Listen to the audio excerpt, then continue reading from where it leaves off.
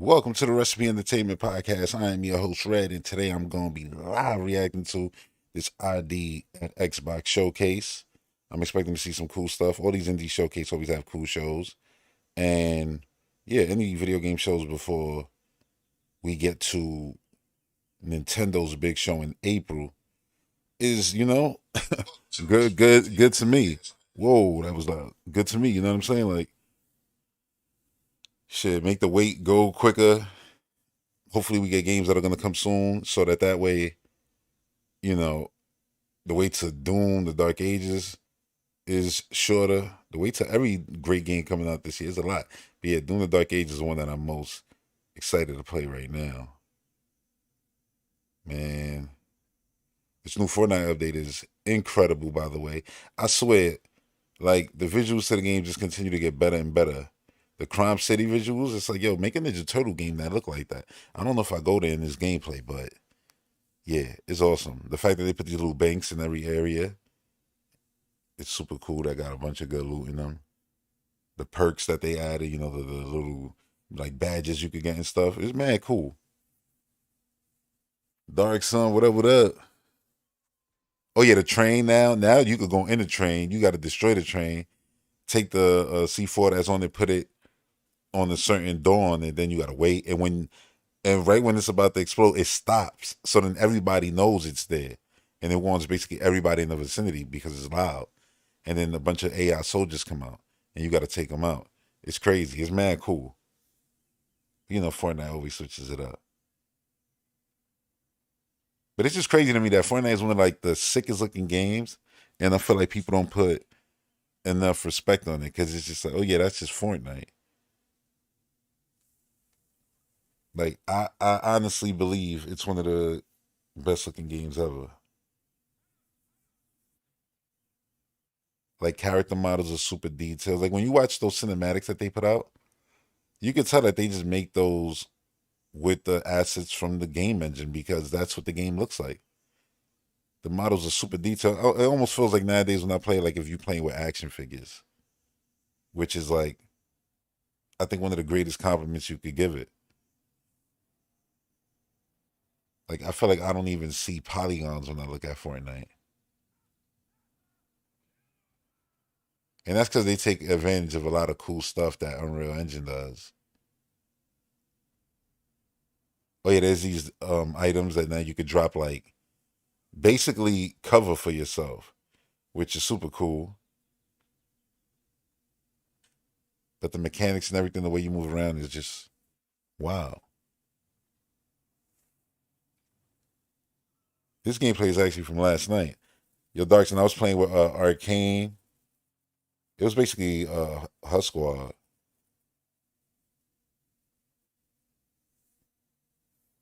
But we was putting in work.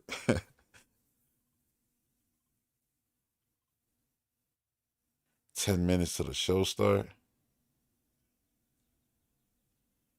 We jump ahead on this gameplay real quick. Make it.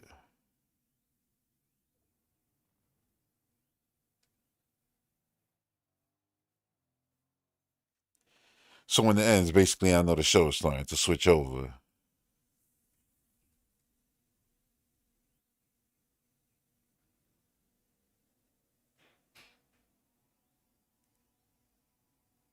And I'm gonna say too, you know what it is too? It's the lighting. The lighting is crazy.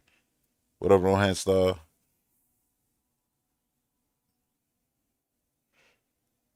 Man, yeah. Yesterday I was in the game. I was a xenomorph, right, from Alien. Somebody was the Predator, and another dude was Jake Sully. And I'm like, these are three iconic Alien characters, and they all technically they can all be from the same universe because well Disney owns all of it, which is just awesome. But at one point it was kind of like just crazy to imagine all these things in one video game. And then one of them switched because I was a xenomorph. The next game they switched to Ripley. You know what I'm saying? And then it's like I was like, but I ain't staying as xenomorph. Switched to RoboCop. No, I'm lying. I switched to Terminator first. Then I switched to RoboCop the next game, and I'm like, just the fact that you just go from IP to IP to IP is so crazy. Oh yeah, I can't be killing it.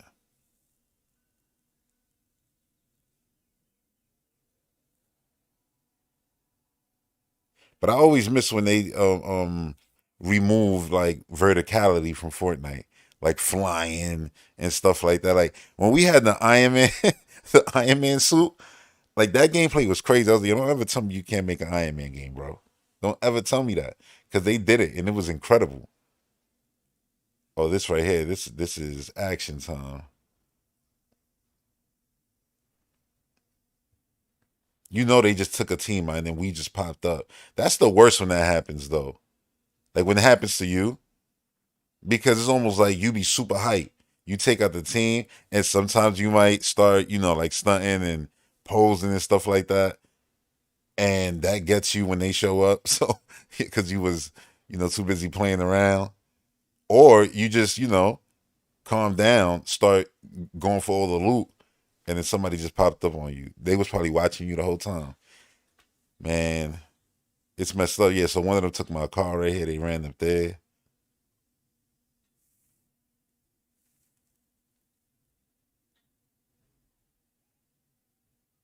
And look at this. Just they thought they were safe. And I took their crown. That's even worse. Like you just won the last game. You won the last game, and now your whole team got bodied. And I'm running around with your crown. Damn. It hurts. It hurts. Anybody joining? We just, wait until the show starts. We got how much time left? A few minutes left.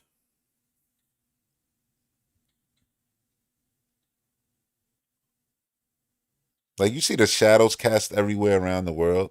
That's the thing too. I always say, like, people from the outside looking in, you probably don't know, but yeah, everybody else who play Fortnite, they know what I'm saying is true.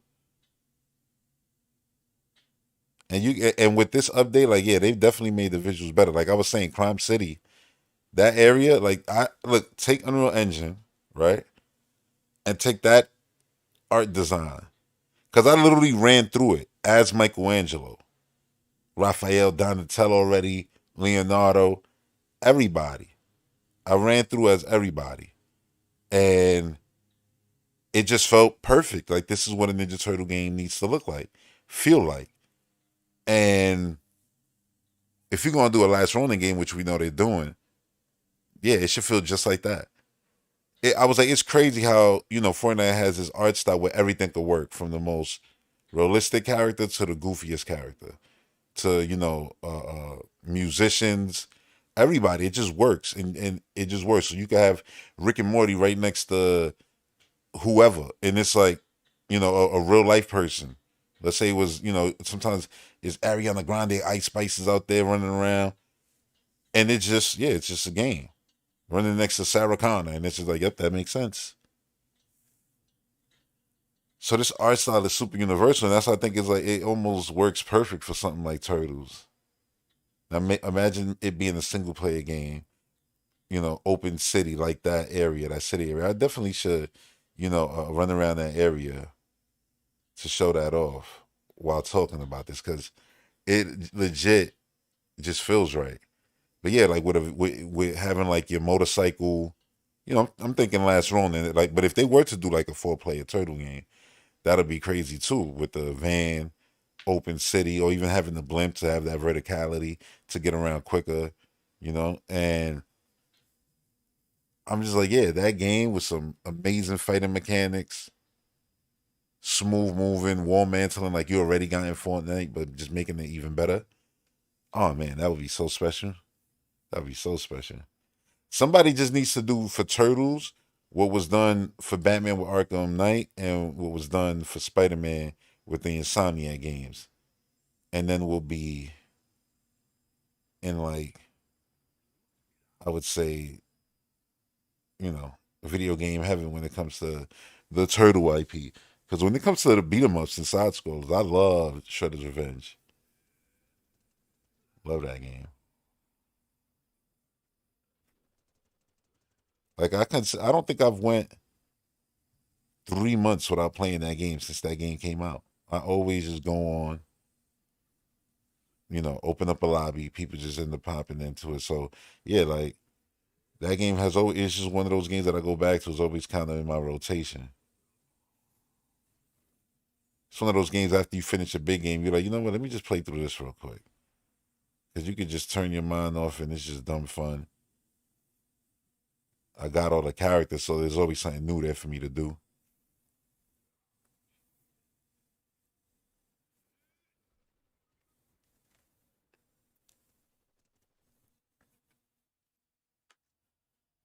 It's about to go down.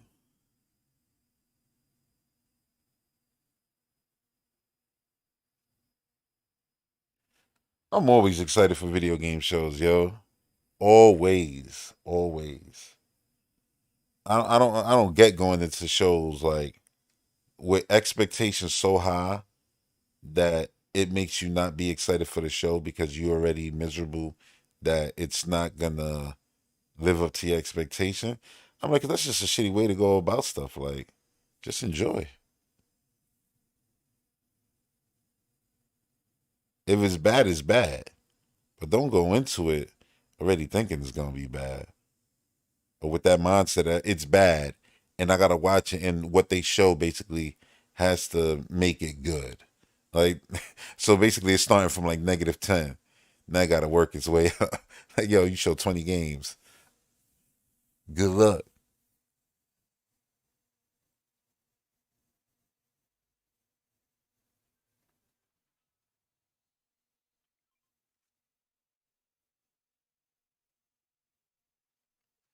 Exactly.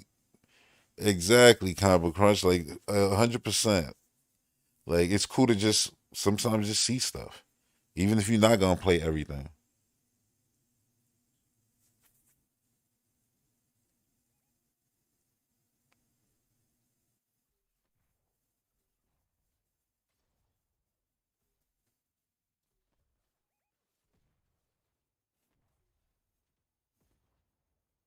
Oh yeah, they brought this weapon back, the launcher.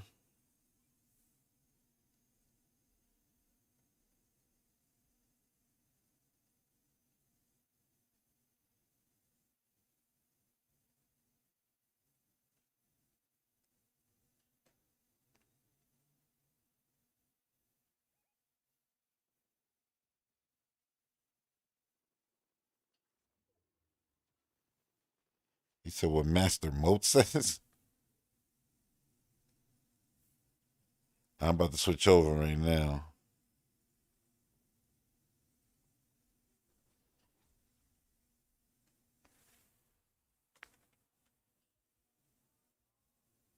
Got that victory.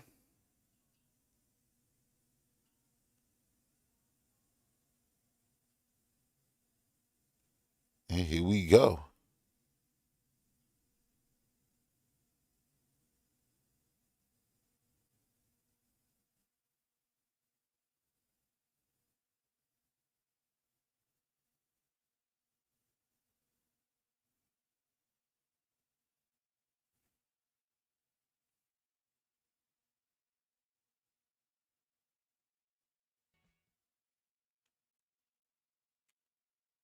It has begun.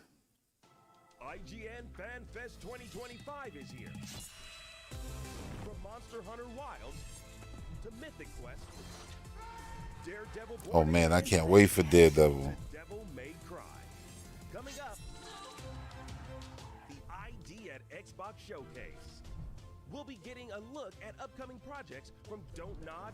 Oh man, they showing that game. I'm like, they gonna do a sequel to that game. I beat that game too. New looks at what's coming to hit games like I love Below. the controls to that game IGN FanFest Day 1. because while it felt realistic, it didn't feel like Snake Pass. I felt the whole time I was playing that game like I was fighting it, so I just stopped playing it. I remember I got that on Switch. Uh oh. Hi, I'm Martin Tweed, former CEO of Kindred Aerospace. Fired by all Delta Interglobal and abandoned on the far edges of space with no gear, no job, and no plan. But don't panic! While they may have tossed you aside like so much garbage, worry not! Because you can always... The graphics of this game are so sick. Introducing the Kindred Catalog. With the right resources, you can create tools such as... the Goo Cannon... And ain't this game for... Wait. I'm wondering, is this... Yeah, this is, I forget the name of this damn game. Disgusting. Or use your lasso to catch them. I might be wrong. We promise that any research conducted will unlock more fabulous gear and that the harm to the creature will be minimal. Why they look like the little baby Ridleys from Other End? Or spread it on the ground to slow down a speedy foe. Or lay down a goo fuse. Then after your buddy Say has goo upgraded fuse. that pacifier pistol with a charged shot, light them all up. If that doesn't work, What am I thinking? A Journey to the Savage Planet? That's what it's called? But I don't think this is that game. Create platforms. Grab makeshift spears from the environment. And remember, you still have your lasso and whip from Wild Times. Or maybe it is. Whip some critters to keep them at bay so you or your buddy can hunt them off a cliff. Oh, the hilarity that will ensue. Then upgrade that whip so you can grapple launch yourself to new heights. Or better yet, Oh, pick a few critters into hunt. the air while you and your buddy pick them off with a brand new Griffin Spunker pacifier pistol. It's a homemade skeet shooting game. The Kindred Catalog. You have the tools, you have the imagination, and let's face it, you have the time. Find it, build it, then execute it. The wackier the plan, the juicier the solution.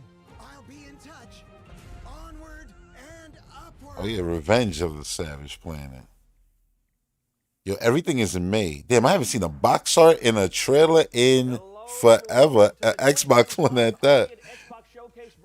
That was hilarious to see. The ID at Xbox Showcase is all about games, and this year we've got exclusive. Shout out to everybody tuning in with me. I appreciate it. Some great stuff coming to games you already know and love, and a bunch of awesome surprises along the way. And I'm your host, Akeem.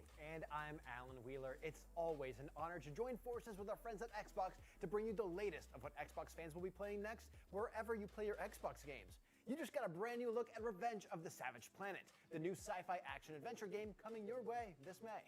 The ID at Xbox 2025 Showcase is all a part of IGN FanFest, which will be going strong all week long, so be sure to tune into that. And we'll have interviews with some of the most talented directors, actors, writers, and game makers in the world, and new looks at things like Daredevil Born Again, Mythic Quest, WWE... I don't even want to see nothing from Daredevil Born Again. Like, I just want to watch the show. You can easily catch up on IGN.com or IGN's YouTube page. But for now, let's get back to the ID at Xbox Showcase with a sneak peek at some big games heading to Xbox in the not-so-distant future. Take a look. You know, I always want to look forward to these shows, to the next play that game, but at this point, I just given up, hoping for when it shows up, it'll show up, man.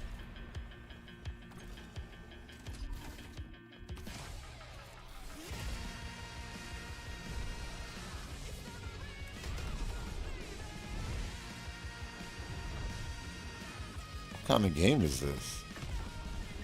You're in the sky fighting and on land. It's pretty epic.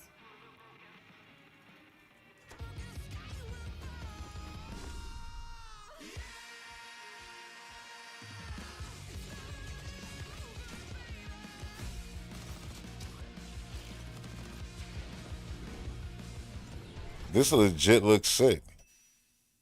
Pineapple pizza.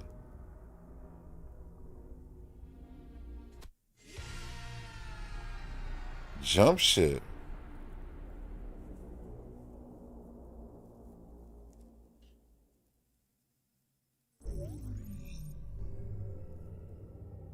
That's the name of the game, but that's not the studio, right? Who did Somerville? Oh, Smash.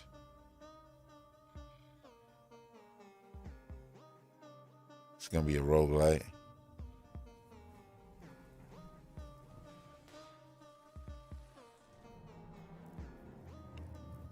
art is cool.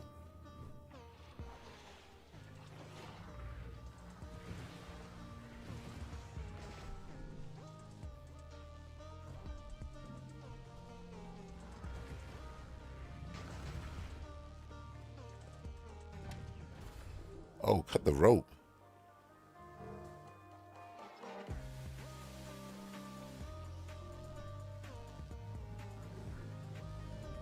Oh, so you can save yourself too? Almost like Smash Brothers style.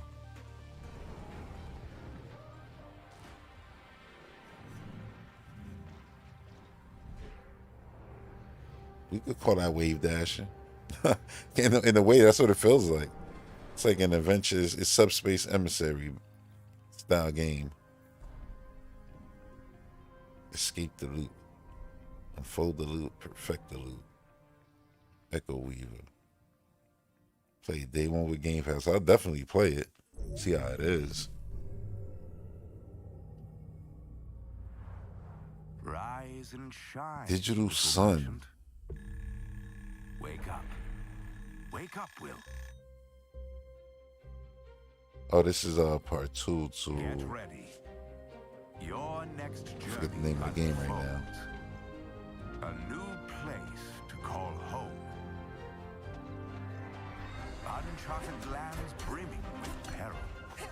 But the jump in it, like from the previous game to this one, is, if I remember correctly, I want to say is pretty massive. And treasures beyond imagination.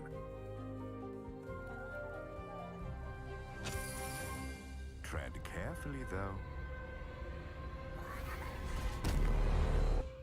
Who knows what tomorrow holds? Moonlighter.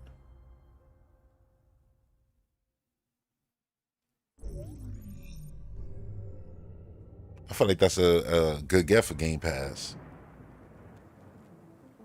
I, Herbert S. Sinclair,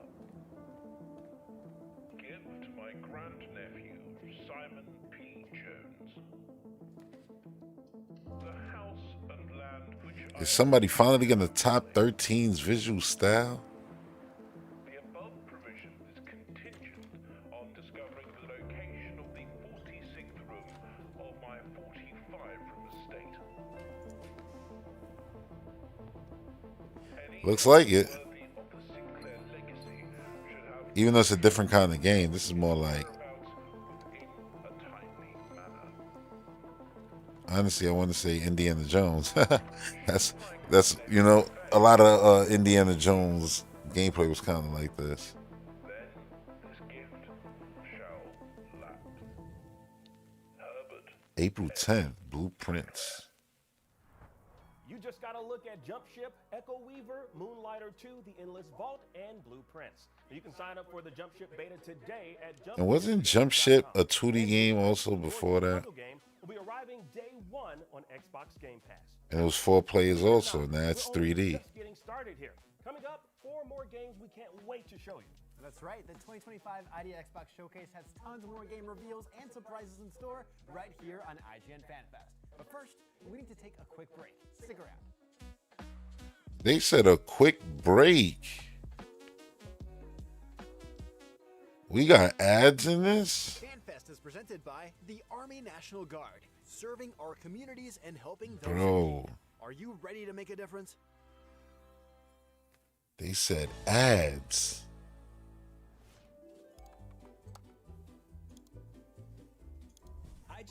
Well, I guess, that's the cost of it being a IGN X ID at Xbox show. Here's what you need to know for bringing down Gloomspawn. Plus awesome exclusive discounts on IGN Store. Maybe this would tease open your money pouch. Plus ad-free browsing on IGN.com. Plus unlimited game help tools like premium interactive maps with your own custom map markers, filters, marker notes, and more. Plus access to sweepstakes, giveaways, and free game keys. Wow. Want more? Head to IGN.com/plus and start your adventure today.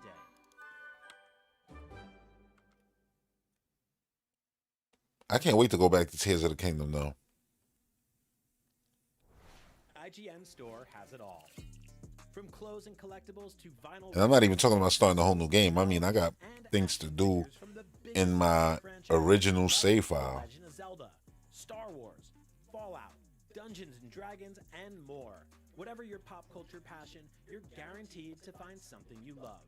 There are new and exciting products hitting the store every week, like the Wasteland Ready Fallout Vault 33 hoodie, which pairs perfectly with the working wearable Pip-Boy. Plus, high-quality IGN Store exclusives like the powerful and spicy Star Wars Darkside Hot Sauce by Truff. We've even got merchandise. They said Star Wars hot sauce. I ain't with it at all. Or cap off a long day by relaxing to the soundtracks. That double ad money, exactly. There you go. And The Last of Us.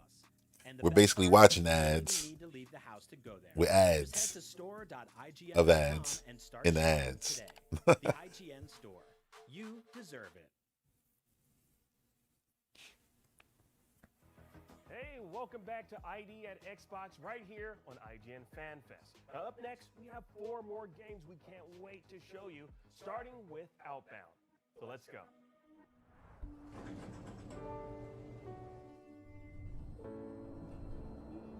I ain't gonna say it, but I'm gonna say it. This art style is beautiful.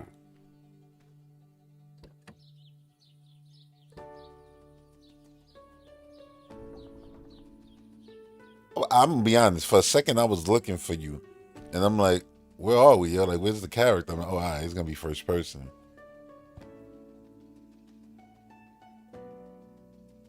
Oh, so you just camping? Got your little greenhouse.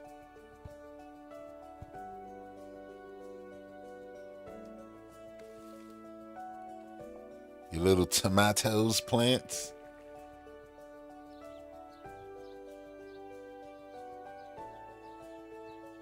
You got your windmills, your tomatoes, you straight.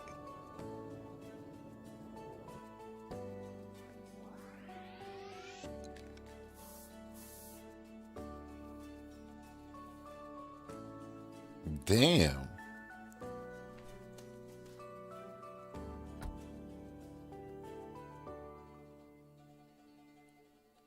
That's actually cool. 2026.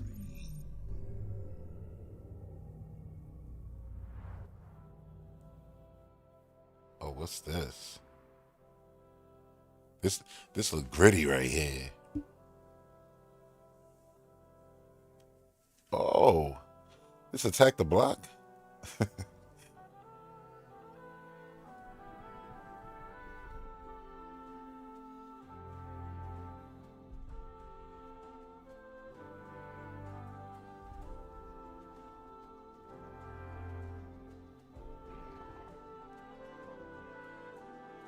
Cool music. I'm liking the visual style. It looks like they're evolving. There's more of them now. It kind of looks like a 3D Inside style game. Like I call them endless puzzlers.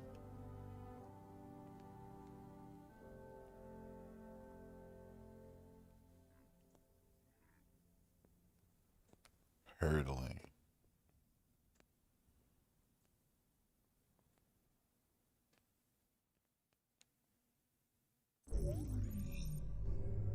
That definitely look good. That's definitely I would definitely want to play that.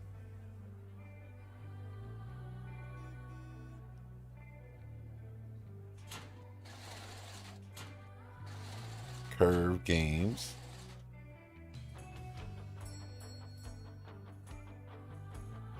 It said honk if you're lonely.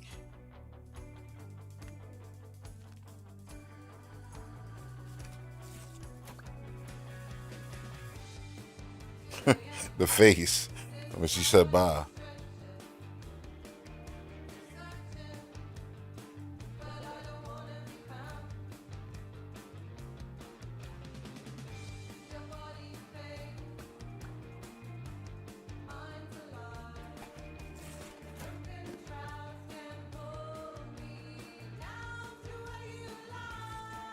So you just work at the store? Wax heads. Summer 2026. It looks cool though, but summer 2026. That's two 2026 games we saw in this. Oh, don't nod. Tiny Bull. In the world shrouded by loneliness.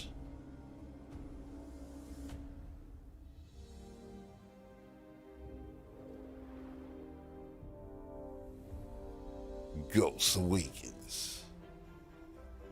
I'm Casper.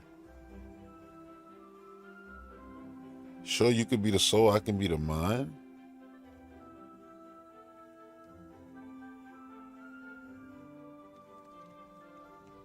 So that's 3 of y'all? That's a whole party?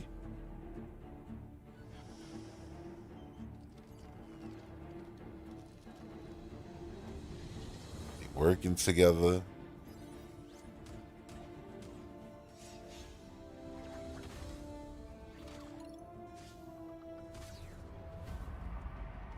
I'm kinda invested right now. Like, this feels like one of the ones I'm gonna go out of my way to play.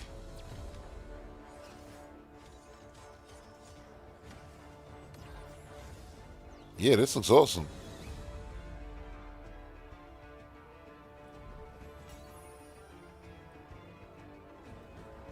$2026.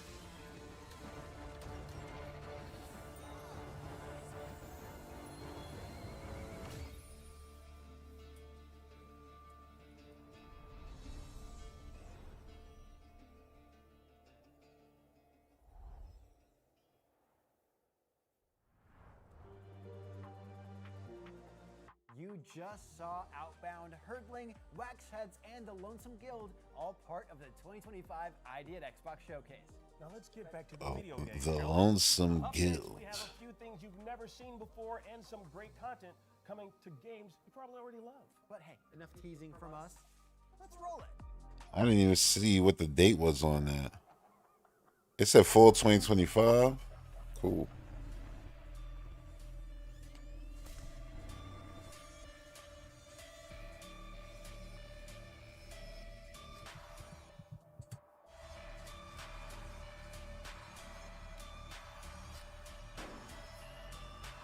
I know somebody likes this.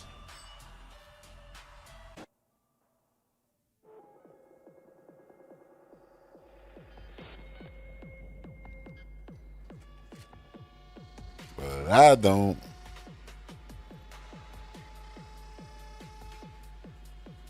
Now I say that, but it could be crazy because it's like your life's on the line. Gamble, go. Like, that's crazy. Buckshot roulette. I would give it a shot. I ain't even gonna lie. I'm talking shit. I'm gonna download that. I'm like, I don't. Now I'm like, yeah, I'm gonna download that.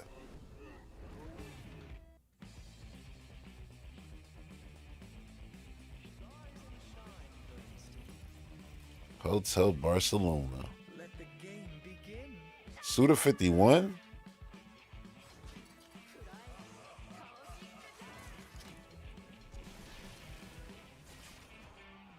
I'm trying to see the character. They look like the girl from No More Heroes. How painfully human.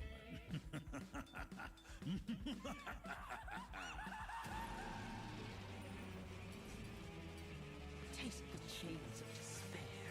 Got a chainsaw for. Not even chainsaw, saws.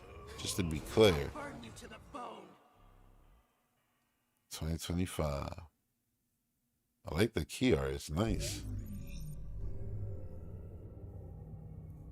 Suda 51 game. Should we just put some cards on the table? Baltro's coming to Xbox.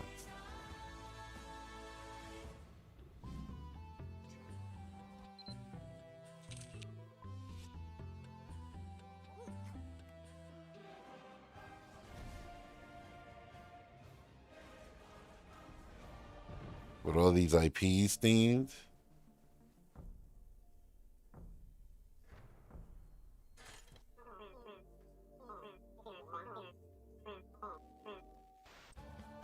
So it's coming to Game Pass.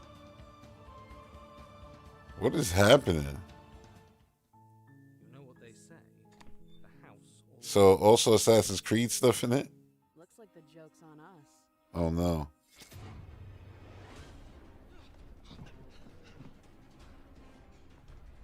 Gotcha. There's mad different IPs right now.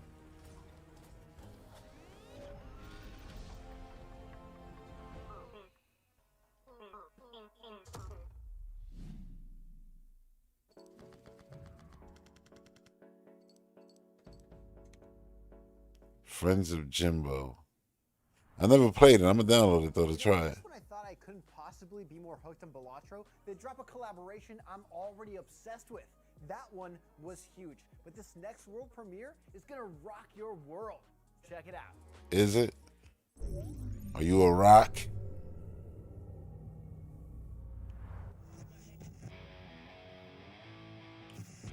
Oh, MTV era. Tonight on Behind the Curtain, we dive deep into one of the 90s most controversial bands. It was beyond our wildest. Star Fox. No.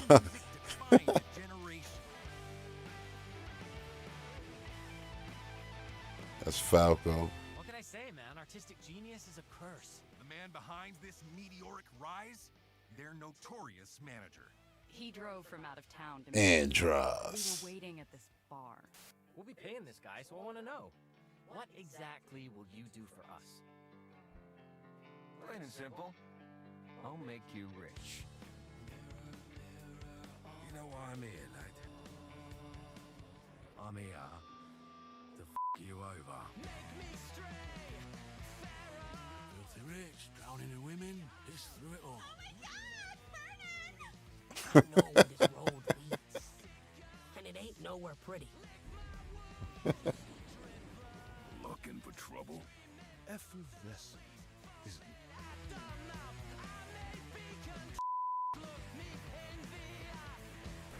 She looks sick.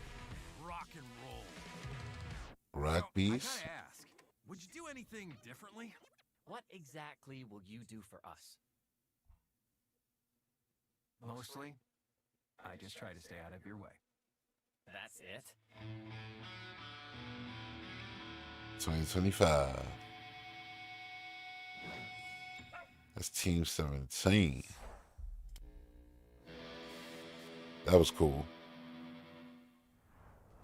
The different logos. The world premiere and release date reveal for Rock Beast, and it looks like it absolutely rocks. You know, everybody knows that rock beats scissors. Paper beats rock, and scissors beats paper, but a beast would probably just destroy all of them, let alone a rock beast.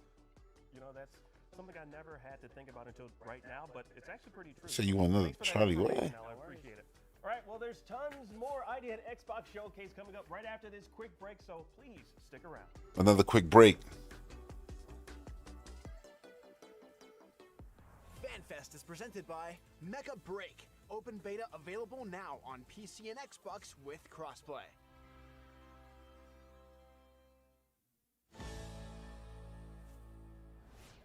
The average Cinefix movie list features nearly 100 different films and approximately 25 minutes worth of wall-to-wall deep dive analysis. To simulate that pace for this 30-second ad, we're featuring 26 different films, and before you say it, no, that math does not check out. We're not math people, we're movie people. We can't even count down from 10 without ending up at, like, 96. Subscribe to IGN Movies and TV for more Cinefix movie lists. I was watching Nosferatu on Peacock last night. Final collectible you're missing? IGN strategy guides and I ain't finished it though yet. I'm gonna finish it soon. step at a time. IGN guides are trusted by millions, easy to use, and best of all, free. IGN has the very best, most complete and accurate guides for Shadow of the Erdtree, Baldur's Gate 3, Tears of the Kingdom, and so much more. See? It's good, right? Every guide is tested and verified for you by experts. Just search for IGN when you search for guides. What was the game? I don't even remember the name of it right now, but I beat it. And it was like you played the guitar, you was like running through the cosmos. And you was the dude with the glasses. Here's what you need to know for bringing down Gloomspawn. Plus, Yo, the first time those hands came out on Tears of the Kingdom, oh my goodness. Oh my goodness. I was excited and scared. And then when the Phantom Ganondorf popped out, I was like that happened to me honestly like 80 hours into the game. I gotta run into that until that late in the game, which is crazy. Because I literally beat the game at 100 hours. And that's just because I wanted to. Because I still had way more stuff to do. So I'm just end it at 100 and then come back to it on Switch 2. Put a smile on your face, especially if you were fond of a certain rhythm-based strategy series that involved commanding an army of little creatures to the tune of a catchy soundtrack. Sound familiar? Here's a gameplay clip from the upcoming rhythm-based roguelike Redcipe.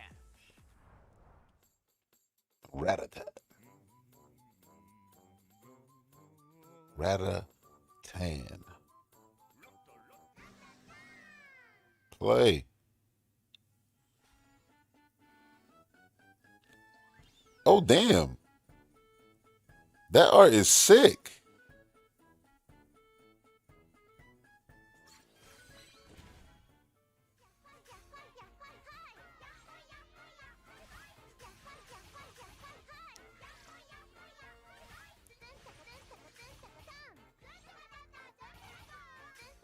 But wait, are you pressing the buttons and then it's popping up? Because I'm seeing them pop up. I don't know. This is one of those games you got to get the control in your hand to really understand it.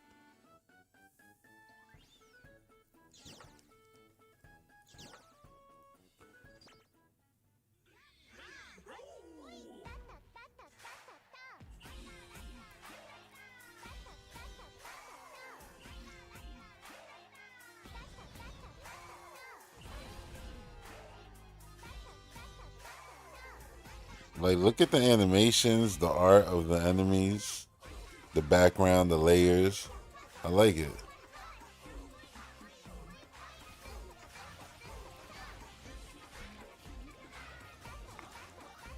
I think I would get annoyed, though, by this damn music.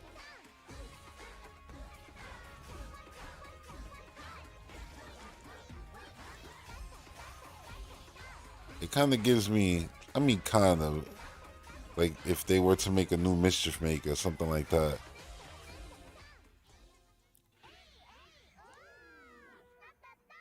Ratata.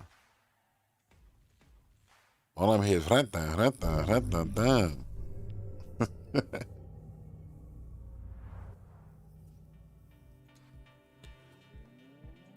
This a Captain Toad-like game?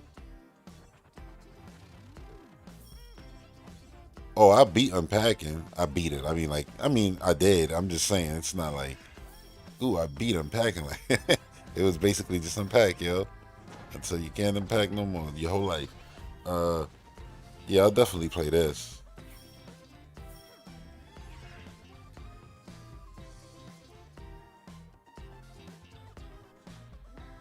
So you gotta create the garden.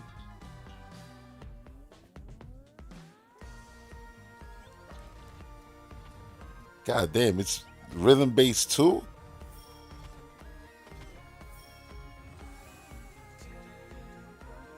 Tempo. Oh, that's April. I'll definitely play that. We all keep our favorite moments close to us. So If it reviews well and it's like, I mean, I don't know if it's exactly like Captain Toad because it's like a rhythm game, but those games like that. story-driven game about my Oh, cool. Damn, this is beautiful. summer in the countryside. Let me show you. Like, goddamn. It's simple. Just drag each object to its 10 out of 10 art style, straight up. piece by piece. Yo, this is beautiful. It reminds me of I was sent to the country. The Art of Balance on Wii U, but like a million times prettier. Such a city girl. Jesus. Always busy. Spending my I was just saying, Fortnite looks like its characters like literally in the screen, like actual figures. This looks like it's real life. gang of geese, clearly thinking they're the biggest deal around here. But who had been feeding them so well? Perhaps a goose grandma who always says they're too skinny? I had to fight a sneaky goat every day for my own backpack. cheered on by the laughter of the tiny yellow goslings. And that's how the story starts. My first day in a sweet village, full of joy, friendly faces, and welcoming warmth from the locals. Lovely place. But, you know, everything changed when I met Ben.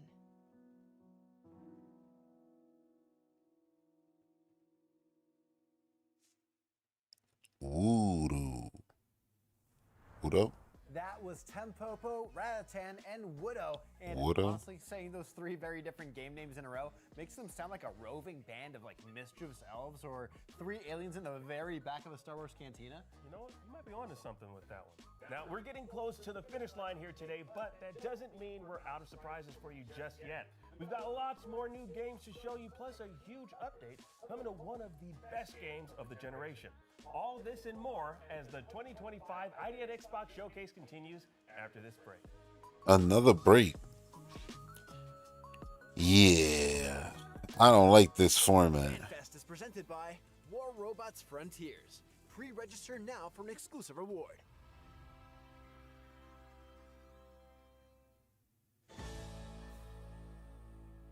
The Cinefix Top 100. A list so secretive even we don't know what movies are on it or where they rank. Each episode will reveal the partner showcase. And finally find out where it ranks. I prefer that. Are any of the movies we've shown If it's not gonna be, actual Xbox showcase. drives me crazy. How does it look like Pedro Pascal, yo? We find out on Cinefix, IGN, and wherever you get your podcasts. Why so serious?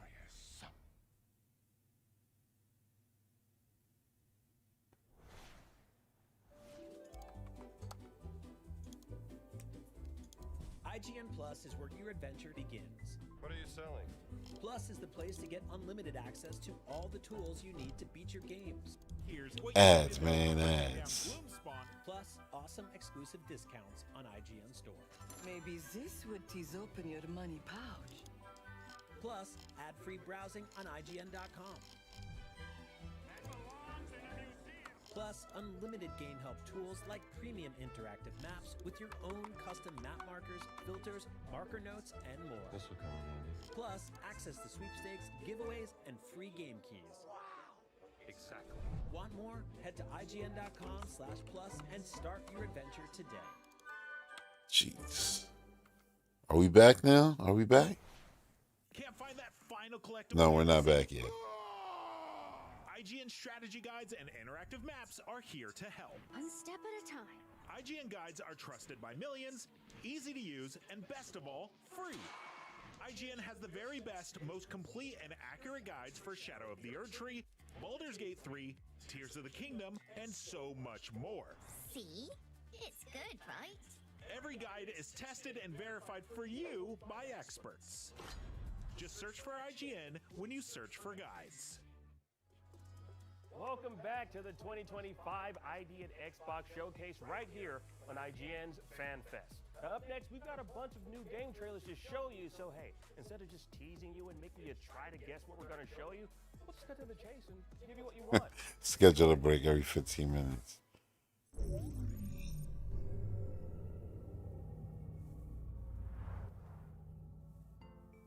This is Pon. He's a Tanuki. This summer, by order of the Tanuki god, Pon has to restore the great Tanuki shrine. To do so, he needs to earn money. I remember this game. Yeah, this looked awesome. Grinding all over the city. Pon takes on the role of a delivery Tanuki, mixing hard work with stunting around town. It's a busy summer for Pon, but even Tanuki need to rest now and then.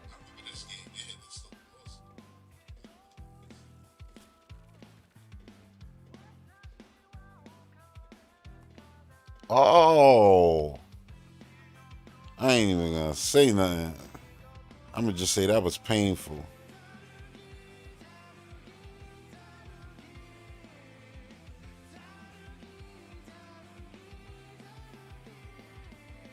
This is Pon Summer.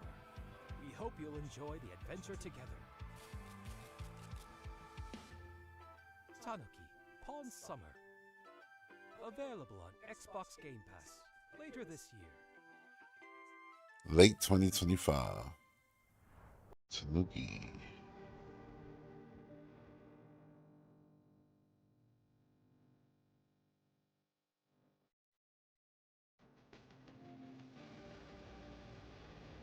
They got multiple sports.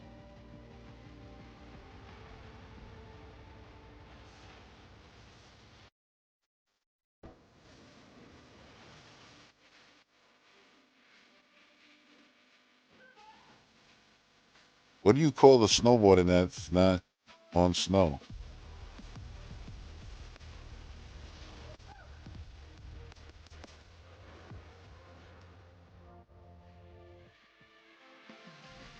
Like that right there, because I mean, that's not a skateboard.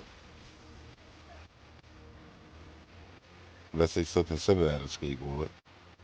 I don't know. Because that shit is crazy.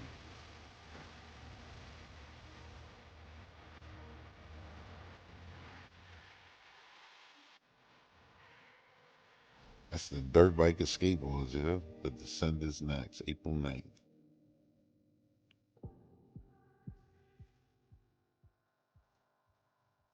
Coming to Game Pass day one. Cora, Disney. Beck, Tron. Every grid has its heroes. They got a Tron. The grid fractures into the glitch. But one program stands against that storm. Exo. You. Tron Catalyst. A hero is nothing without their grid. Exo fights for hers against those who would tear it apart. I guess they trying to like have this out right around, She must escape core, but escape you know, the buzz for the new movie, because the new movie been done for a while. changing conditions.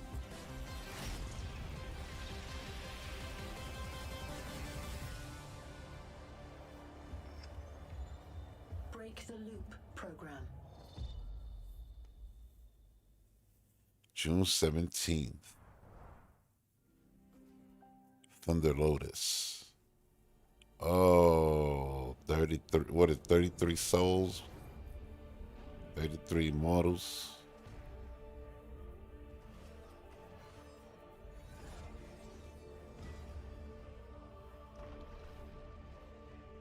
I wish this stuff dropped like now. Nice. March 18th.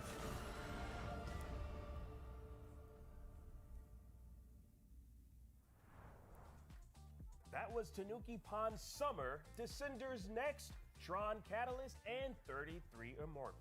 A little something for everyone, and that's the truth. But hey, if the truth really isn't your thing, you probably love the 20. I mean, this show's been alright, Darkson.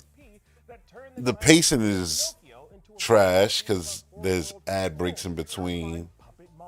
You know, 2023 was so long ago, so maybe I'm not knocking the ads because I get it. You know, those ads is funding us watching this show, but still, like, just as a show, it's just kind of right here and right now. not it. 2025 ID at Xbox Showcase. Take a look.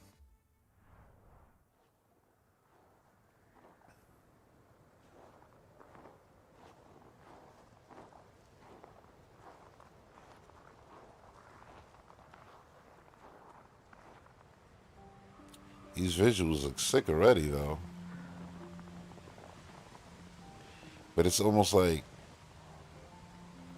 super detailed, but old school in a way. It's weird.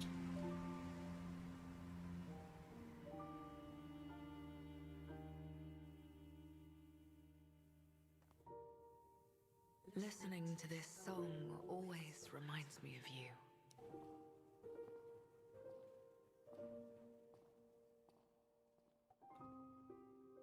But now you belong to the past.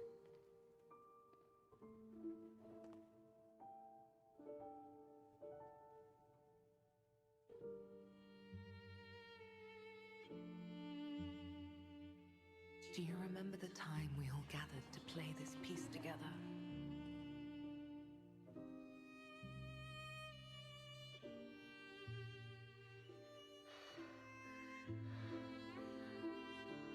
I never got to say farewell.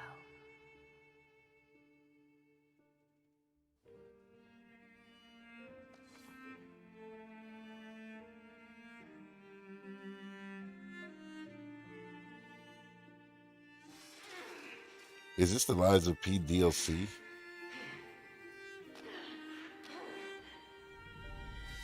Was it DLC or was it the next game?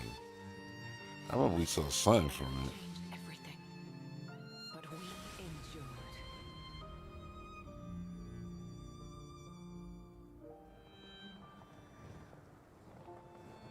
Perhaps someday, if we can cross the bounds of time,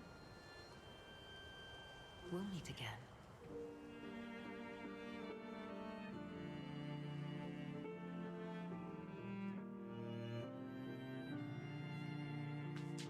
Overture.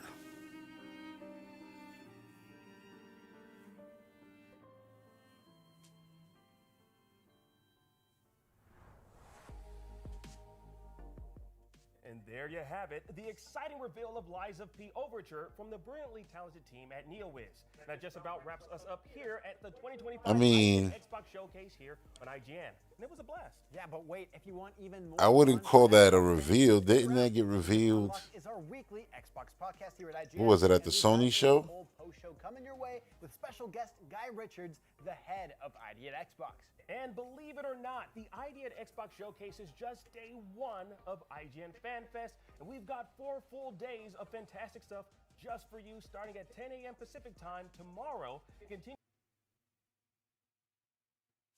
Whoa, where'd you go? We about to watch the Annapurna one now. I gotta put that in the actual thumbnail. Hopefully this one, yeah, that was the game right there. What was it? Something Escape, I want to say.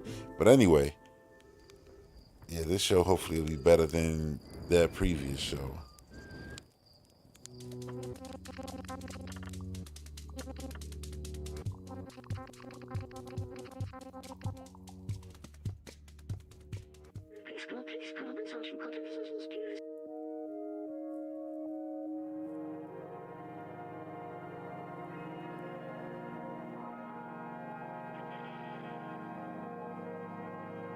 This is cool though, how all their games are like paying attention to the show.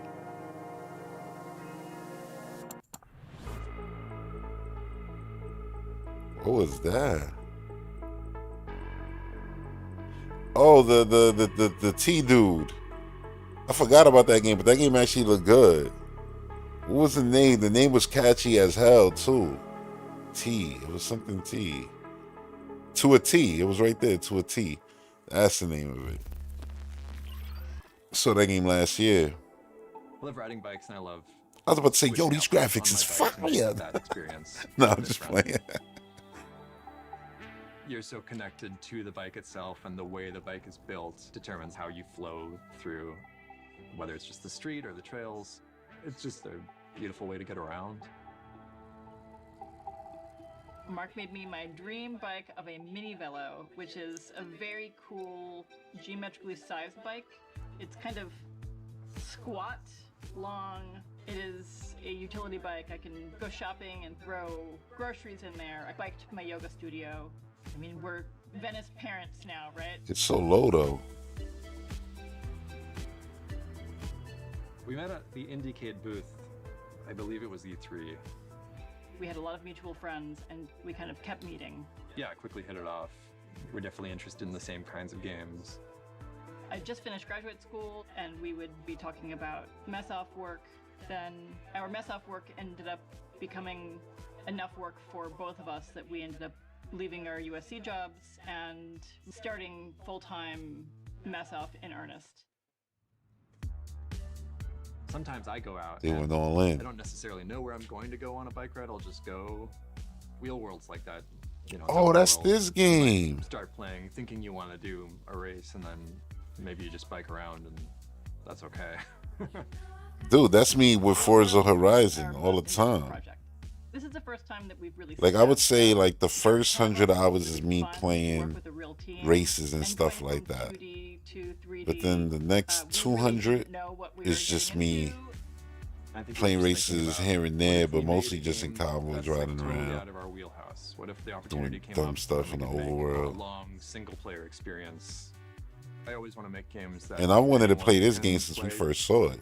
We want to keep the button count down. We want to like keep it simple. Just You can keep really it fun. just Don't make hang it out a with chore to someone in a ride the way that you bike. couldn't in previous games. Yo, don't the really have world to is do any of the beautiful. challenges if you don't want to. You can just like cruise around and appreciate. They the did their scenery. thing.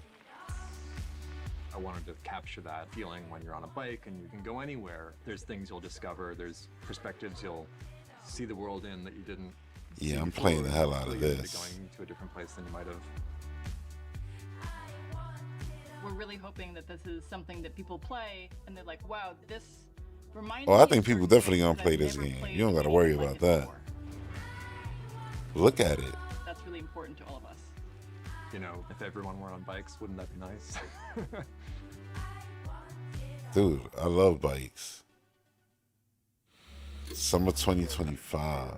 Well, I left it outside. Okay. Yeah, because I thought I was Hell nuts, yeah. but now here I see everyone has their coffee. And I'm in gonna get Game my coffee. Pass. I'm Davey. I'm the writer and creative director on Wanderstop. I'm Patrick. I'm the studio director / lead producer. I mean, yeah, tell me what's kind of going on.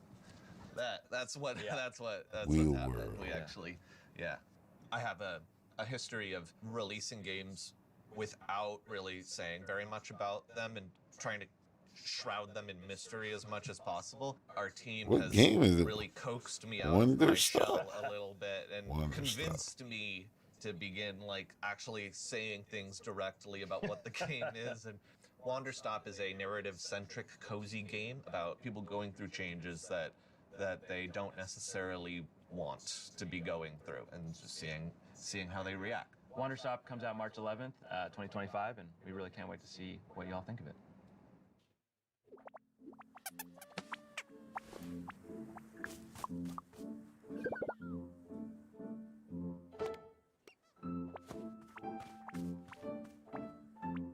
Like, I like this art style.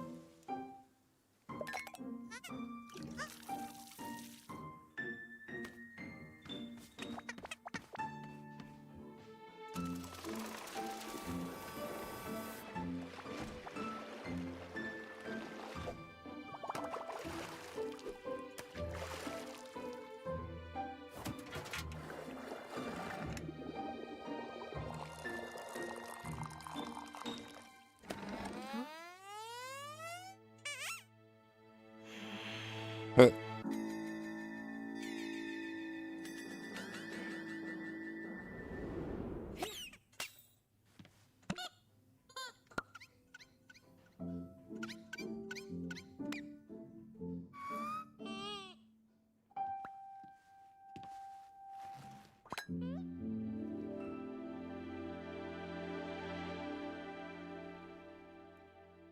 What kind of game is this?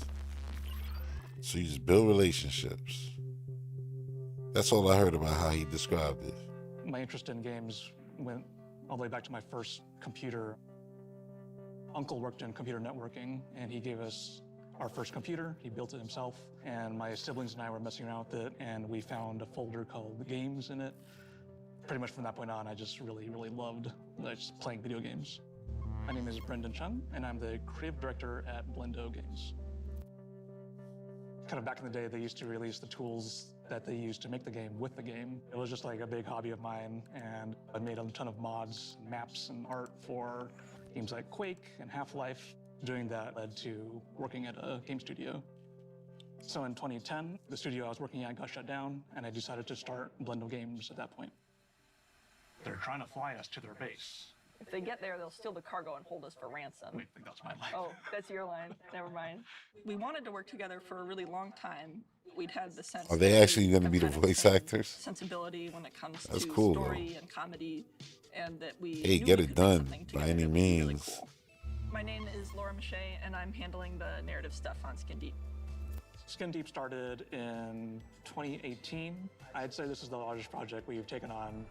When I first started writing for games, one of the most exciting things I was about that to say, yo, the graphics is sick. to see people add visual Just element funny, to the yeah. stories that I was telling. Having friends and a community is something that is really important. Listen, we ain't gonna be that far away. You need other people to make things work.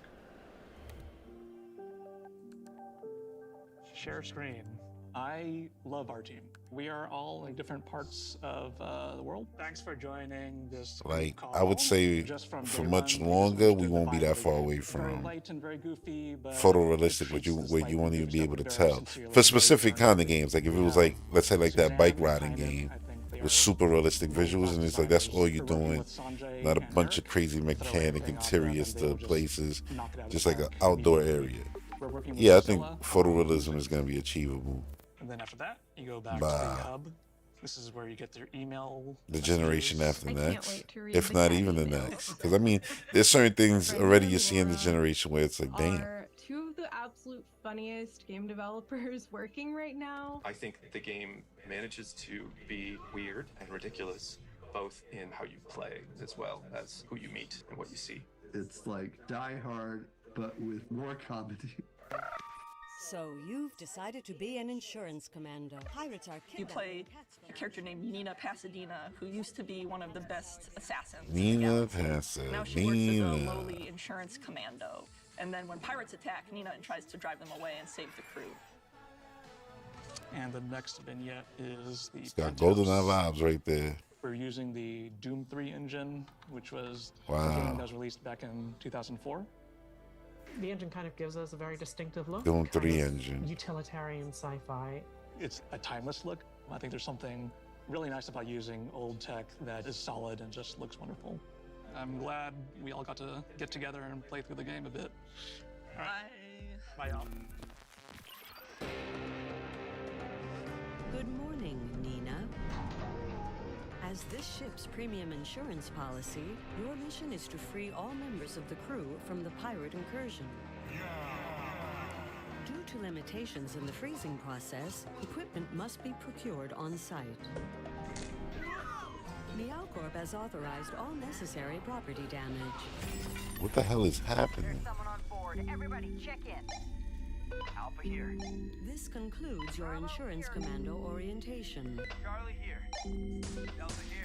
Good luck. Normal here.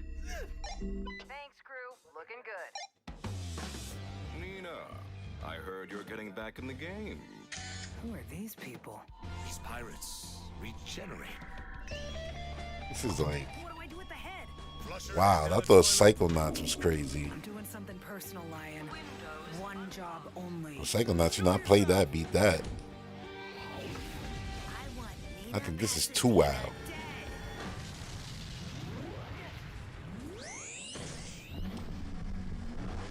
Like what? Defibrillated. Like, yo. We'll go with you to the end, Nina. Get me to the refractor! It's too dangerous! now it's like Alien and stuff.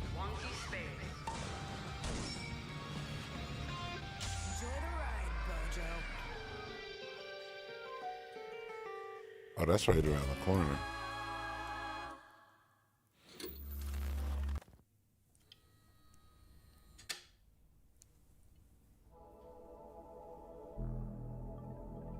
Copenhagen.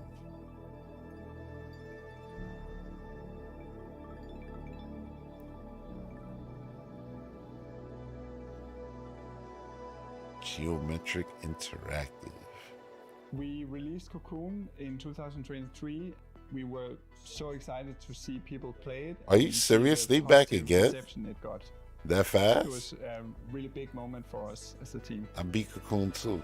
I noticed I play a lot of Annapurna games. To make a Like a lot of their collector's edition games. of the game and a vinyl soundtrack that I'm very excited about. Oh, he's an audio director and composer. Making the soundtrack album was a difficult thing because every player has a unique soundtrack when they're playing. Like it's never the same for two players. Some of it is recorded from the game directly, and some of it was made especially for the soundtrack. We felt Annapurna and Taxi was a good fit for us because they had games that had striking art styles, and they were like very focused on a unique but smaller experience. We wanted someone who would respect our aesthetic choices. We're partnering with Annapurna Interactive to make a new game, which is unlike anything we've ever worked on before. This is all we have to say for now, but please stay tuned for more news down the line.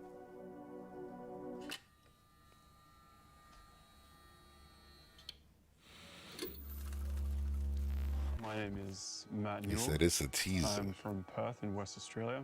I am the sole creator of Lushfall Photography Sim.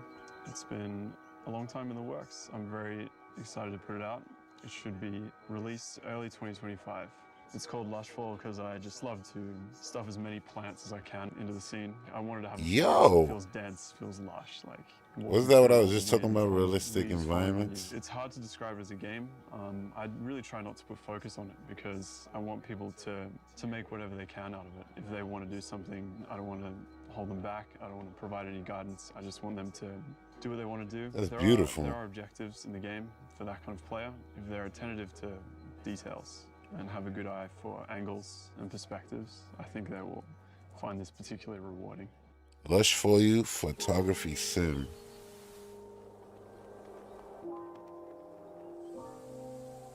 Damn. Yo.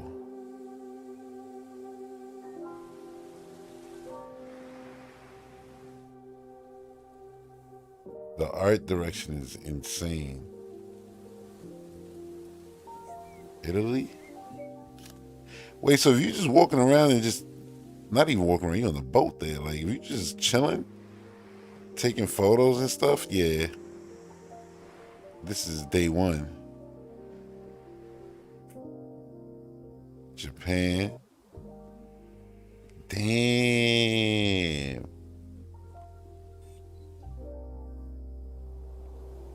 Let me ride a bike around here. Like that other game. I mean, you was on the boat. France. Wow. Oh, bike. What? You got kites. Wow.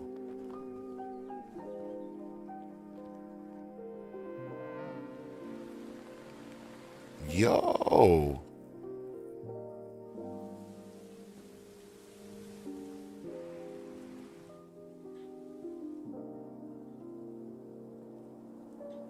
He said he didn't want to describe what the game is. If it's just that, that's cool as hell to me. This is my favorite way. Games could be anything, you know what I'm saying? So if it's just something like that, I'm with it. Just using one hand. That's the great thing about it being a one-button game. Hi, I'm Steph Tyrion, the creator of Far Away. Now imagine just playing that then with a Joy-Con. Far Away is Two. An infinitely You know, replayable, just saying. Like on immersive, Switch too, like cosmic playing this. game Since you said you could just play with one about hand.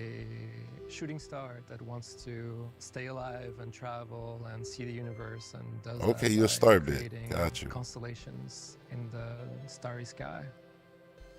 And around this core mode, there's two puzzle modes that work in tandem to learn about the mechanics of the game.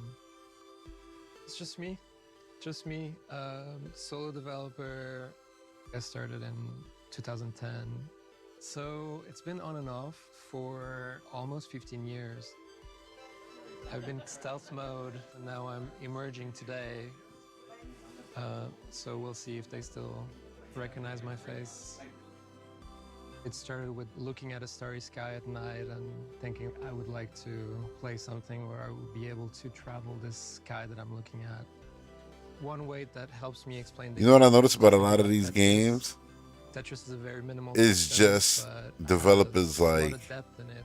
You can be a beginner and immediately this is just shit I want to be doing. So this guy just wants to travel the cosmos. The other developer was just fans of riding their bikes around. in a random new world. The last guy was like, the photography game was like, The inspiration. How can I yeah, make a like, you know, game this that cool is shit, just, you know, minimal but walking deep around these in the beautiful same way? environments. So why not? I don't even want to It's been a explain very what difficult kind of game it project, is but I'm really because excited about the I have a hard results. time explaining it myself. Enjoy. Like, that's the best part of video games right there. If you could do that, find success in that, and stay in that pocket, oh yeah, this industry could be wonderful. Why not? My name is Keita Takahashi. I'm a director of 2AT. Oh, this is Why 2AT. I'm here? Because they tell me I need to be here. The game is about the teenager and boy. It's not boy, sorry. The teenager and dog. The dog is fun, cute. Life in the game looks not so boring and beautiful like ours. Giraffe is so cute. You can talk with giraffe in the game, so please play if you like.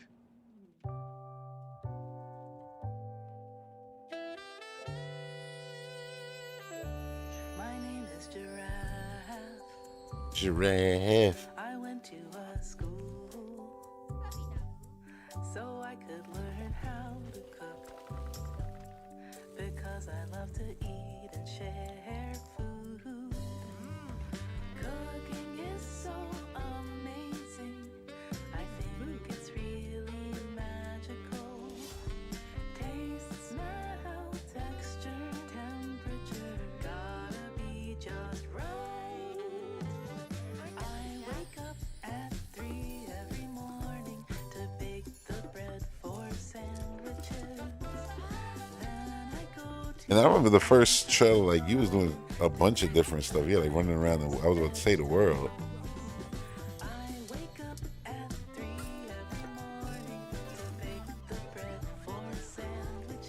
And the graphics are mad cool, yo. Like the art direction is nice. It looks like what a modern day Earthbound would look like almost. Don't forget to go to the market to buy the best eggs and cheese. Oh, and also we need some spices, mustard, ham, and mayonnaise. When I get home, I cook. Oh, it's so tasty. Let's not be hasty. This is amazing. I'm asleep by 7, dreaming of new recipes. Can't wait to see what tomorrow brings. Okay. Everything is in May. Come on in. How are you doing? Hello. You can just sit right in the center of that couch there. Okey-doke. Hi, I'm Toby. I'm the designer of a new game called Morsels that's coming out in 2025. Morsels. So I've been working on it for about 4 years now. I was living downtown Toronto, and I was really fascinated with concrete and sort of crumbling textures of the city.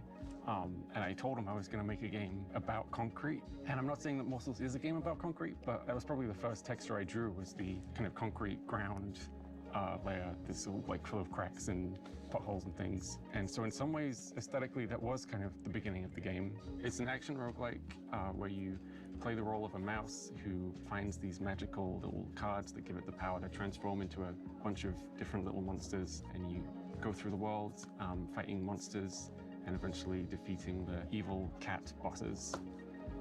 And that's Morsels. They're not gonna show it like.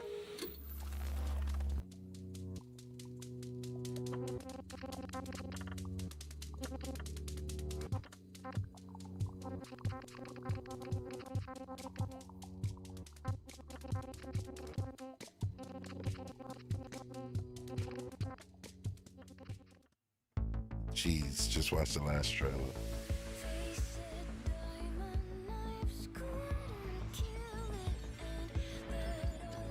This reminds me of that game I was talking about.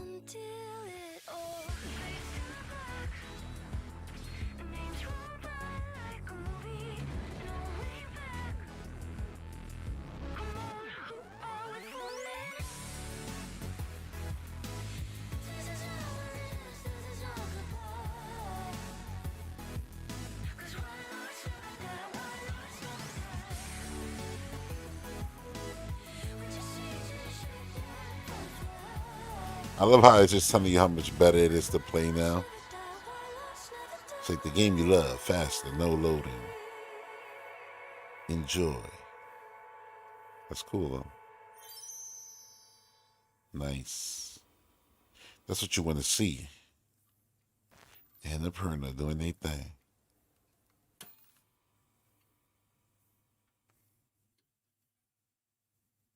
Uh-oh.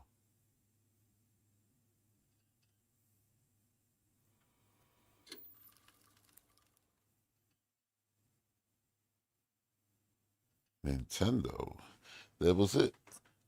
We're done. Now we're to the next video that was in my playlist. But yeah, man. This was cool. Nothing breathtaking, but fine nonetheless.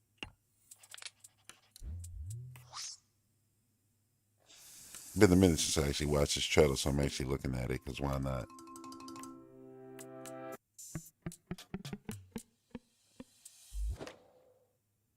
I'm ready for this damn, reveal, pricing, all of that stuff. People might think like this, like everything is being put on April 2nd, like every expectation. Like you consider the reward programs that were canceled, people like, oh, maybe on April 2nd. And I'm like, we don't necessarily, have to see it out on April 2nd. I get why I want to, you want to. But it's not saying that they gotta do. But people just feel like April 2nd is going to be the answer to everything. And I think it will be the answer to a lot. A lot. Almost everything. But not everything. Because, I mean, whatever is, you know what I mean? Every console always has things rolled out throughout the generation.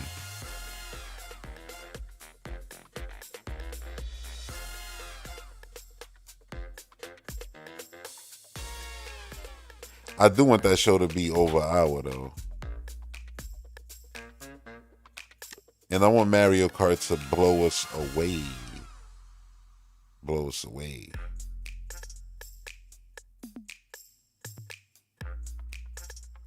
Looking at it right there, yo, it's so much bigger than the original Switch. It's crazy.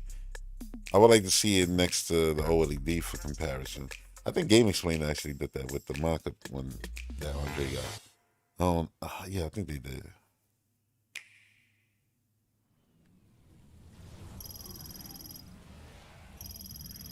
Man, after this, I'm gonna check to see what they got there for download already on Game Pass.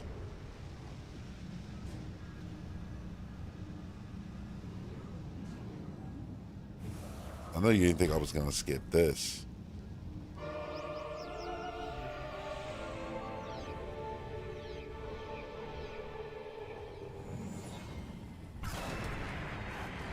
Can't wait to see this on April 2nd. And why do we all believe we're going to see this on April 2nd? Because we all know damn well this is going to be a Switch 2 game. Ain't no point in even debating. I know people like believing that there's like rumors that, there's going to be a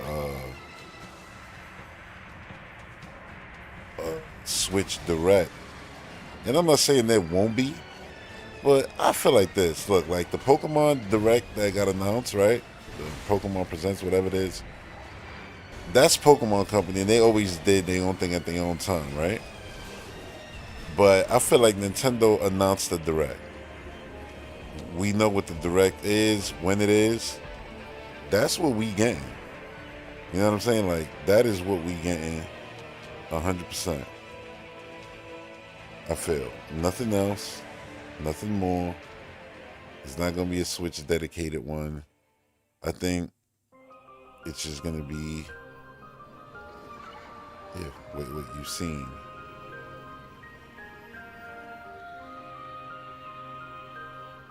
Which is April 2nd. I think expecting a show for Switch is weird.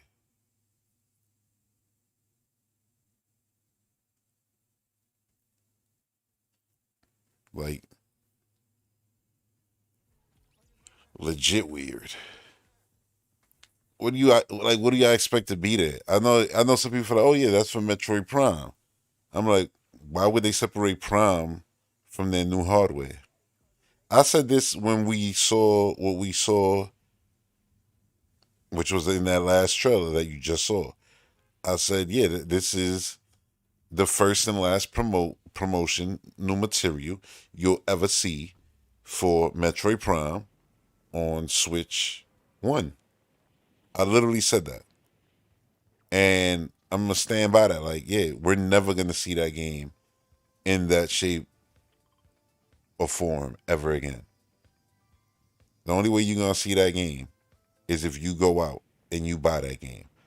Every time we see Metroid Prime 4 in marketing material, everything, it's going to be, it's going to be Switch 2.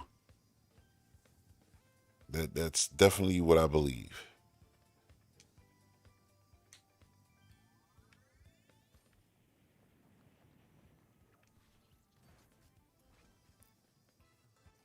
A direct. People were saying in February. I was like, what? Like, why? For what?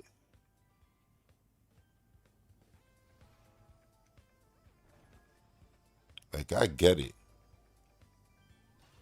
I like people feel like, oh, this should be like a send off, but that doesn't make sense. There's no time for no send off. So Switch had it. That was Echoes of Wisdom. That was Donkey Kong and Xenoblade. Chronicles X. Enjoy.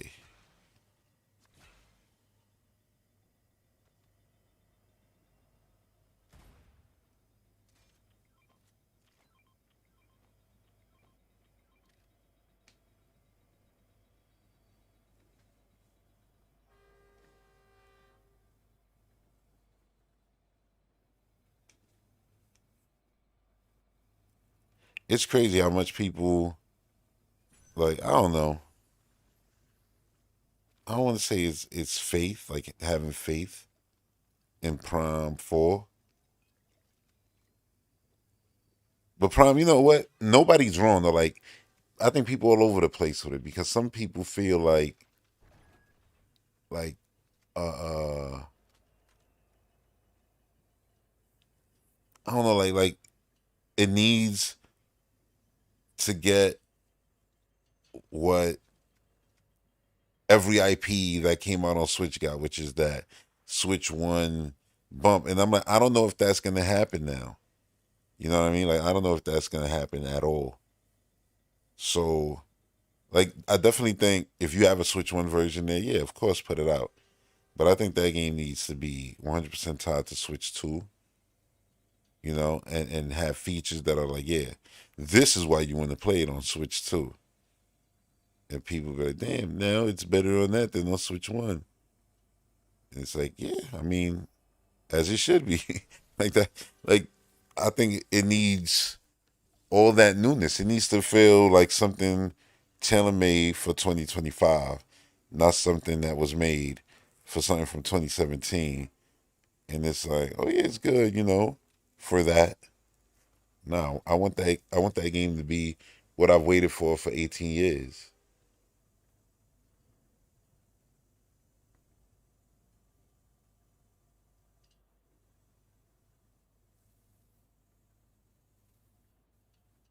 AKA something special.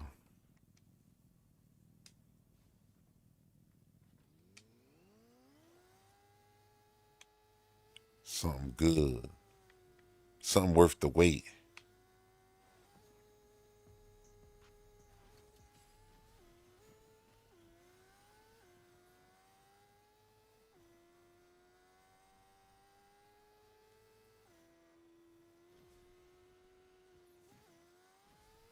But yeah, I think most people know, like, and most people agreed, even with the poll I put up, like, that game is going to be, multi-plat between Switch 1 and 2.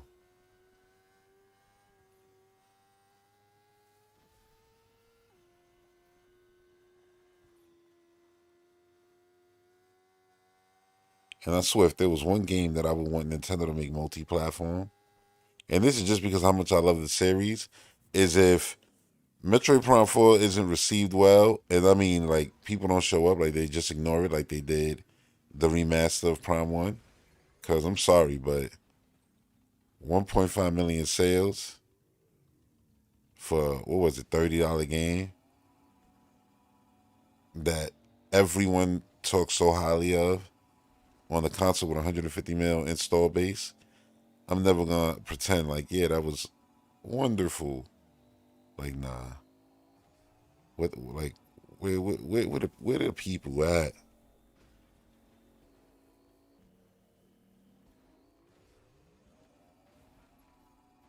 But you know what happens. People will talk about a game. You'll hear it talked about like crazy, and you think, oh yeah, it's on. It don't matter what. It could be a Switch, PS5, and you think, oh, that game sold like 10 mil based off just how much you've heard of it, and it's like, nope, didn't even see 3 million copies, and that's crazy.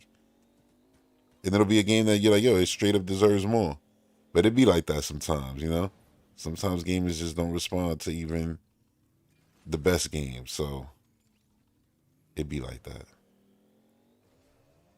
But I feel like if that does happen in prime form, like, look, just take this one game and just see what happens. Just make it multiplayer. Just this one, just to see what happens. It'd be like, yeah, it went on to sell 20 million copies as a multi-platform game. Like, what? Yeah, keep it that way. keep Metroid coming. If Nintendo fans don't want it, then somebody else will want it. I'm being dead serious. I don't see no reason why anybody who's a fan of an IP would comfortably say, hey, well, look, if it's not received well here, it shouldn't get the chance to be well received anywhere else. It should just live and die here. Why? Console wars, fanboy. Like, oh, okay. Yeah, ignore that. I'm like, do what's best for the IP.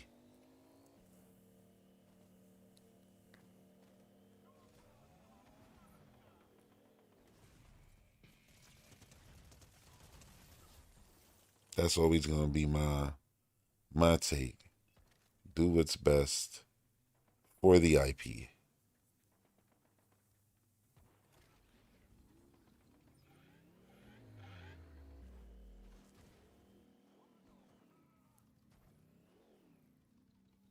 This gameplay was actually before the new season.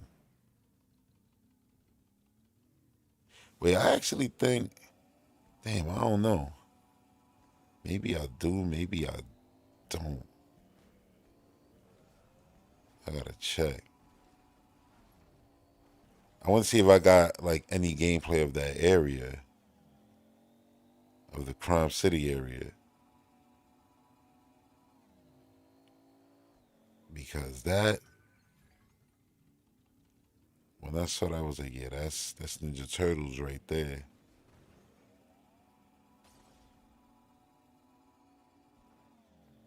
Let me see.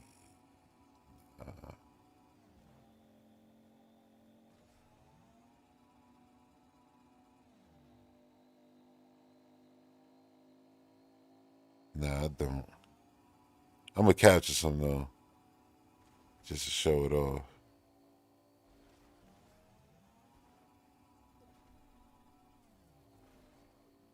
I wish I thought of that beforehand. But I actually thought of it like yesterday, last night while I was playing. I was like, damn, this area is just TMNT.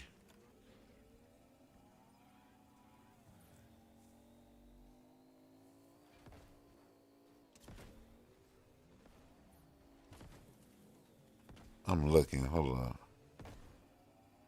What's this?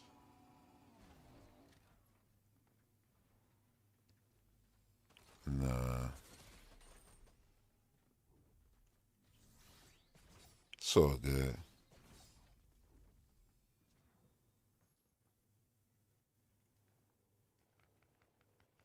But yeah, the next show, man. I mean, I'm not gonna do a live reaction to the Pokemon show, but any of you listening, like, do y'all expect to see the next mainline? What is it? YA? What? I don't even remember which one it is. But anyway, you know that one. Do y'all expect to see that game at this Pokemon show, or do y'all expect them to wait for after Switch 2 or even have it at the Switch 2. And maybe this Pokemon show is going to show just a few other games.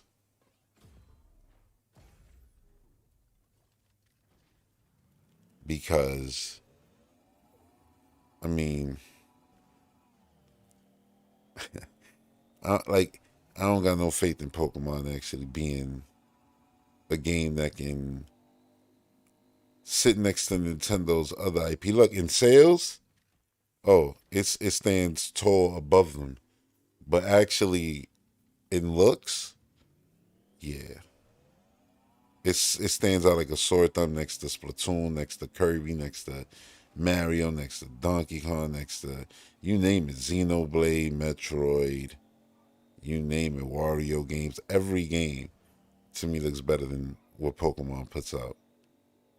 And that's a shame because I feel like Pokemon deserves more.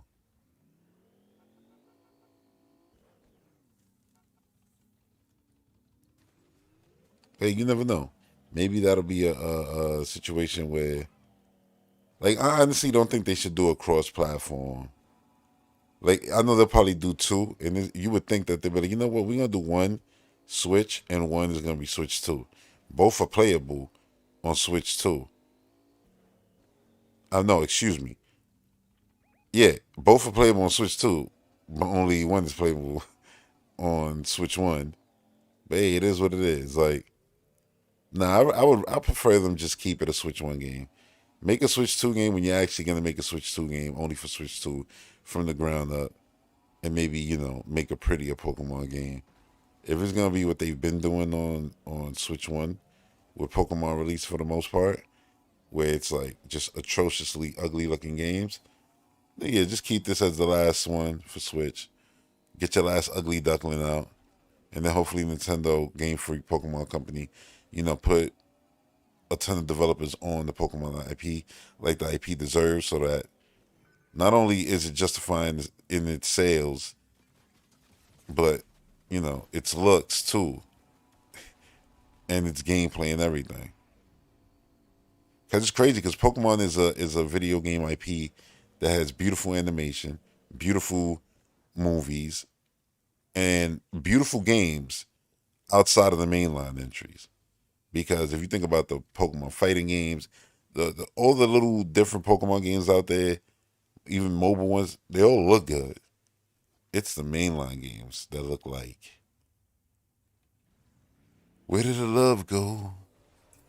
There's no love.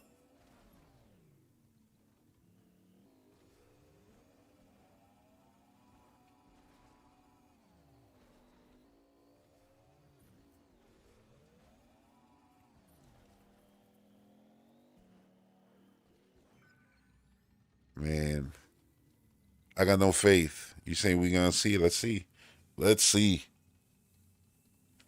It'd be nice if you saw a big graphical jump on the Switch, so that then when it's like, oh, okay, when they make the actual Switch 2 dedicated one, there'll be another jump. And, then the games can look better. Like, nobody's sitting there questioning what the next 3D Mario, is it going to be beautiful? Nope. There's no debate. The only thing you question is, what is it going to look like? What art style is it going to look like? The theme doesn't even matter, because you can't really even pretend to guess the theme. But the actual, like, what it's going to actually look like, yeah, in your mind, you might be like, oh, yeah, will it be super cartoony, super whimsical? Like, because I could have saw a Brothership's art style for the next mainline game, and it being a 3D platform, that would have been received crazy well, like ridiculously well. Because everybody loved the art style to that game when they saw it. Whether they love the actual finished product a lot or not, the art style to Mario and Luigi Brothership was gorgeous.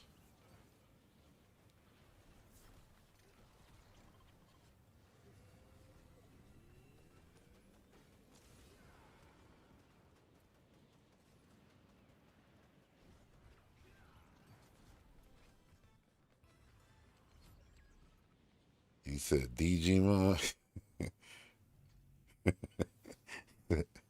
Oh man, Crunch said he said he'd rather play the next Digimon game.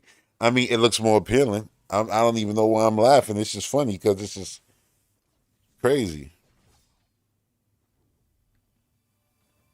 But that's like Pokemon's been the most like proof of hard headedness of companies or companies, you know, believe in their own, like, like in the smell of their own farts, basically, where they think it's like, certain things, look, on certain things I 100% believe.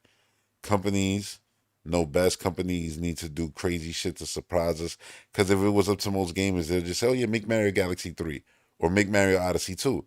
But Nintendo's going to do something different, and I'm happy with that. They've earned that. But Pokemon Company is like, dude, people have wanted a Pokemon MMO, a Pokemon that, just give it to them. You don't know better. And it's like, this is not opinion based. This is factually to what the IP is. It is an open world, a bunch of users filling the world like an MMO IP. You starting from scrap and building your Pokemon roster, and then you continue to build in that game.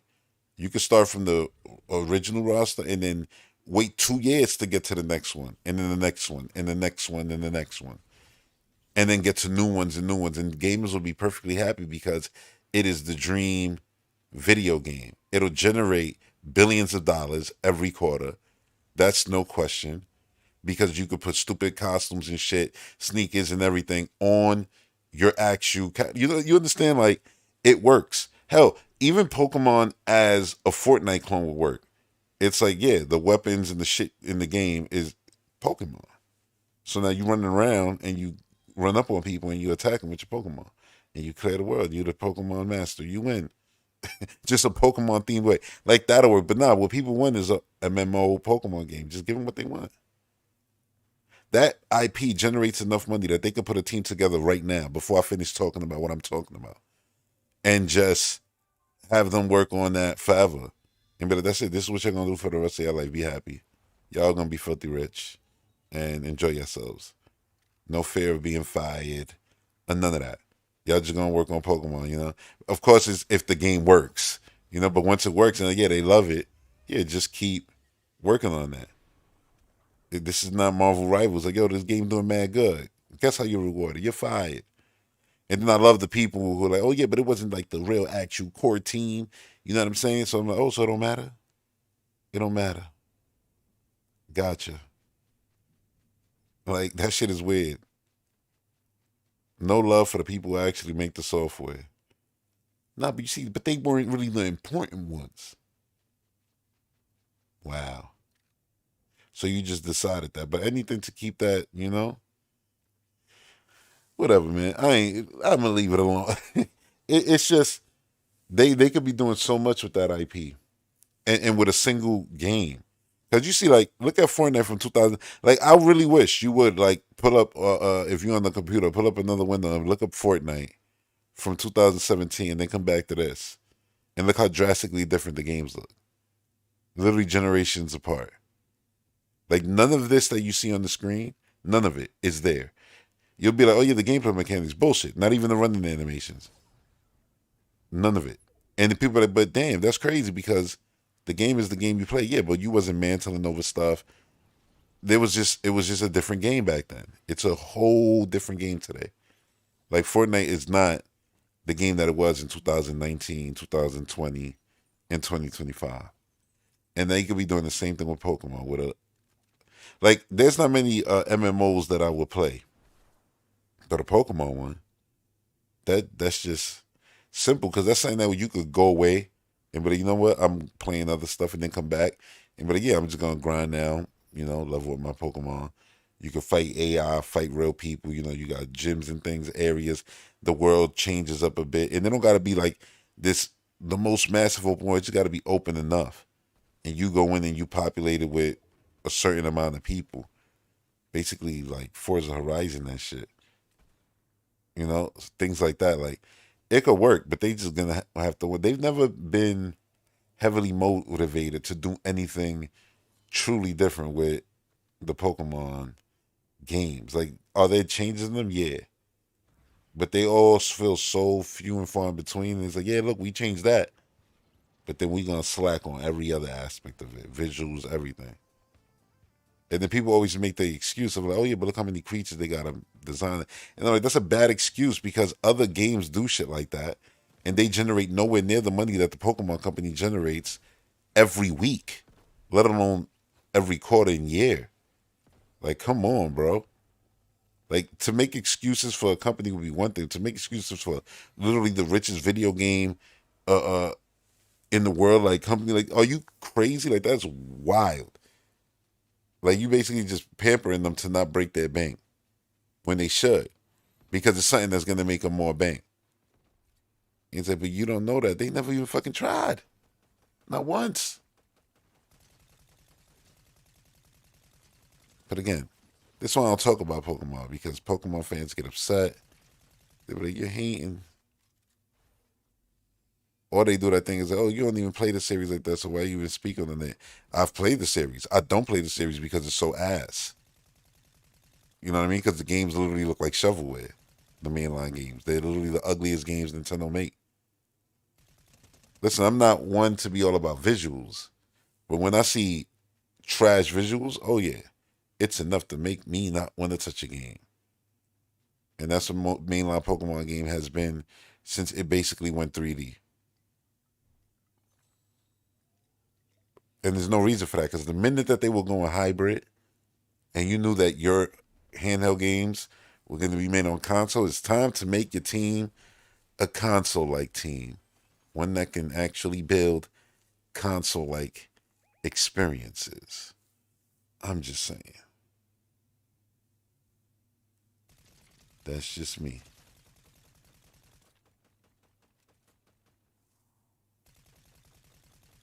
But yeah, man. I'm going to wrap this up. Thanks for everybody who tuned in. I'll see y'all in the next stream, next podcast, next whatever I drop, man. I'll see y'all then. So until then, peace.